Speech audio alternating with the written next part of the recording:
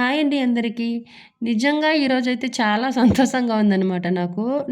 ఎవ్వరు చూసినా నాకేం బాధ లేదు. హ్యాపీగా ఉంటావు, నవ్వుతూ ఉంటావు, కాన్ఫిడెన్స్‌గా మాట్లాడుతూ ఉంటావు అనేసైతే అంటారు నాతో మాట్లాడేవాళ్ళు. కానీ నాకు సమస్యలున్నాయని ఎవ్వరికీ తెలీదు. సమస్యలున్నాయని నేనెవరికి బయట చెప్పుకోననమాట. పలానా సమస్య ఉందనేసి. చాలామంది షేర్ చేసుకుంటూ ఉంటారు. దానివల్ల మనకింకా నష్టమే గానీ లాభమేముండదు. మనిషికి విలువనేది ఉండదు. అనుకునే వాళ్ళ దగ్గర కూడా కొన్ని కొన్ని చెప్పకూడదనమాట. కొన్ని కొన్ని షేర్ చేయకూడదు. మనకెన్ని బాధలున్నా మన బాధలకి మనమే బాధ్యులు కాబట్టి పరిష్కారం మనమే వెతకాలి. ఊరికే వింటారే గానీ, విని ఎగతాళి చేసేవాళ్ళే గానీ, మన సమస్యలకు పరిష్కారం అయితే 100% ఇయ్యరనమాట. వాళ్ళ చేతుల్లో సహాయం చేసే ఆహ్, అవకాశం ఉన్నా గానీ, అదైతే వాళ్ళు ఇవ్వరనమాట. అలాంటి వాళ్ళకు చెప్పి మన టైం వేస్ట్ చేసుకోవడం కన్నా, మన సమస్యలను మనమే పరిష్కరించుకోవడం మంచిదనేసైతే నేను అనుకుంటాననమాట. చాలా పీస్‌ఫుల్‌గా ఉంటాను. నాకు సమస్యలున్నా నిజంగా ఎవరితో షేర్ చేసుకోననమాట. షేర్ చేసుకున్నానంటే ఒకరిద్దరితో తప్ప ఇంకెవ్వరితో అది మనకు నమ్మకమైన వాళ్ళతో మాత్రమే చెప్పుకోవాలనమాట.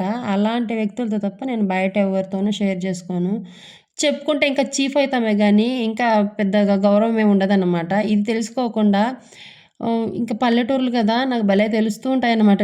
కొన్ని కొన్ని విషయాలు నేను బయటకే పోను. అయినా ఊర్లో జరిగే విషయం పక్కూర్లో వాళ్ళొచ్చి నాకు చెప్పేస్తే గానీ నాకు తెలీదనమాట కొన్ని విషయాలు. నన్ను అంటూ ఉంటారు.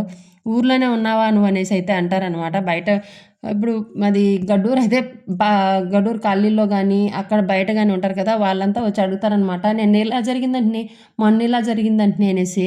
ఓరెమ్మా! నా సమస్యలు నాకుంటే పక్కోళ్ళ సమస్యలతో నాకేం పని? వాళ్ళు గొడవలు పడతంటే నాకేం తెలుసు? అయినా ఇంట్లో ఈ టీవీలు, ఫ్యాన్లు వచ్చేసి ఇంక పిల్లల గోల ఇవంతా వచ్చి అసలు బయట ఏం జరుగుతుందో తెలిసేలేదనమాట. ముందు కాలంలో అయితే అసలు మా అమ్మ వాళ్ళు ఉండేటప్పుడు వీధిలో కూర్చునేవాళ్ళనమాట అందరూ. ఇప్పుడు ఇంట్లోనే లోపలనేననమాట. బయటొచ్చేది చాలా తక్కువనమాట. ఇంకా పిల్లలు, స్కూలు ఇవంతా బిజీ లైఫ్‌లో ఇలా బయట కూర్చొని మాట్లాడేవంతా ఏముండవు గాబట్టి ముందులాగైతే లేదనమాట. ఈరోజు గురువారం కదా!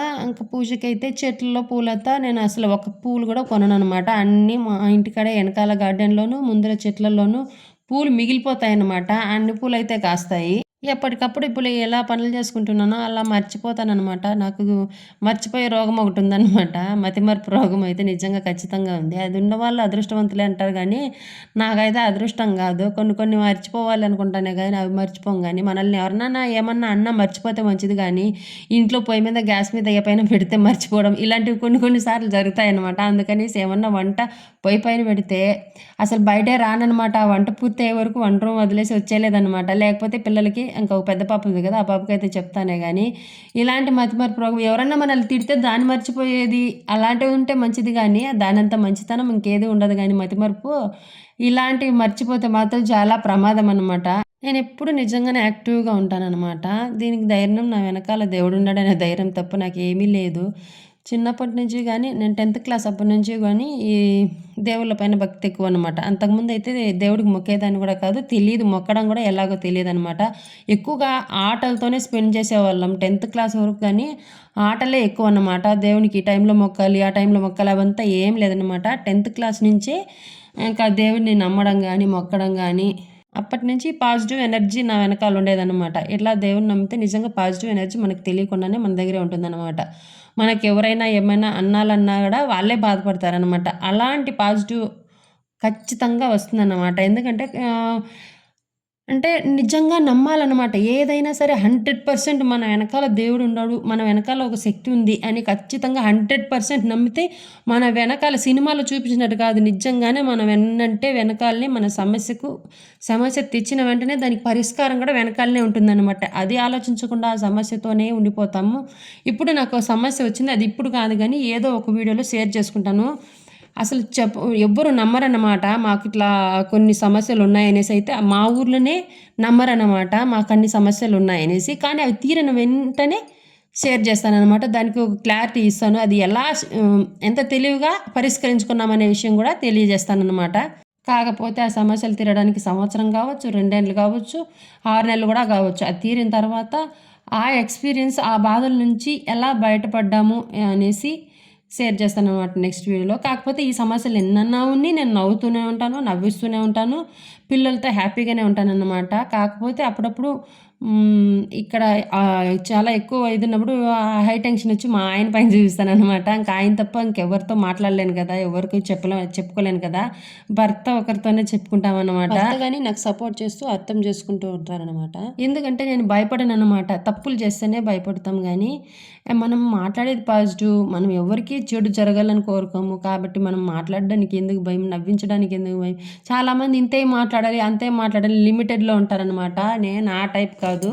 మనం ఉన్నంత సేపులో హ్యాపీగా ఉండాలి. జెన్యూన్‌గా మాట్లాడాలి. అవతల వాళ్ళు ఎలాంటి వాళ్ళో మనకనవసరం. అవతల వాళ్ళు నిజాయితీగా ఉండాలి, అట్లా ఉండాలని అవసరం లేదు. మనం ఉన్నంత సేపులో మనం ఏం మాట్లాడాము, మనం ఎలా ఉన్నాము అదే ఆలోచిస్తాను కాబట్టి అలా పాజిటివ్‌గా మాట్లాడతాను కాబట్టే నా మొహంలో సంతోషం గానీ, పిల్లల పైన గానీ ఎఫెక్ట్ పడదనమాట. మనం అలా ఎప్పుడు ఆ సమస్యలను బ్రెయిన్‌లో పెట్టుకొని పిల్లల పైన కోపం ఎక్కువ వచ్చేస్తుందనమాట. కొన్నిసార్లు అలా నేను ఉండేదాన్ననమాట.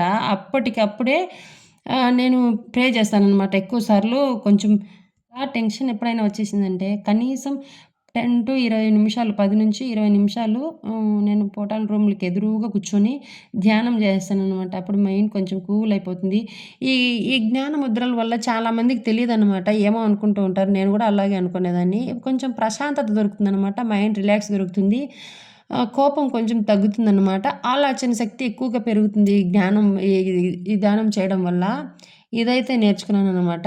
అందుకే ఇంత ప్రశాంతంగా గ్యాస్ ఉన్నా గానీ పొయ్యి మీద చేస్తున్నానంటే నేను ఎంత ప్రశాంతంగా ఉంటే ఇలా చేస్తాననమాట. ఇంకా మార్నింగ్ టు ఈవినింగ్ వరకు అయిపోయింది. ఇంకా పప్పు, సాంబార్ అనమాట పొయ్యిలోనే చేస్తాను. ఇంకా ఈవినింగ్ వాళ్ళకి చదువులు ఇంకా వీడియోలు ఏం తీయలేదనమాట. ఇదే లాస్ట్ అనమాట. ఈ రోజుటితో ఈ వీడియో కంప్లీట్ అనమాట. నచ్చితే లైక్ చేయండి, సబ్స్క్రైబ్ చేయండి.